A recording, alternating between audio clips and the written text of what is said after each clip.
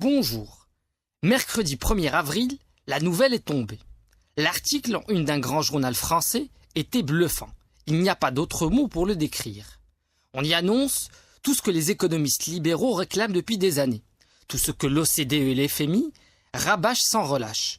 Toutes les mesures de flexibilisation du travail sont là, des moins dérangeantes aux plus polémiques. On annonce la fin des 35 heures, la facilitation des licenciements économiques pour encourager les embauches, la possibilité de souscrire à des assurances privées plutôt qu'à la sécurité sociale publique, la revue de fond en comble du système des allocations chômage.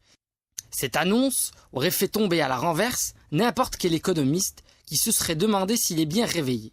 Sauf que voilà, tout est faux et il ne s'agit là que d'un poisson d'avril. Cette farce aura néanmoins eu la bonne idée de nous faire réfléchir sur la difficulté réelle de réformer le marché du travail en France. L'exemple des 35 heures est frappant. La gauche s'y attache car elle les a créées et refuse d'admettre que ces accords étaient peut-être fonctionnels au début des années 2000, mais qu'ils ne le sont plus aujourd'hui. La droite qui réclame leur fin n'a pas eu le courage de mener cette réforme à terme lorsqu'elle était au pouvoir. Entre-temps, la France compte 3,5 millions de chômeurs qui attendent des mesures courageuses pour relancer la croissance française. Tout ce qu'on leur offre depuis des années, ce sont de petits poissons d'avril.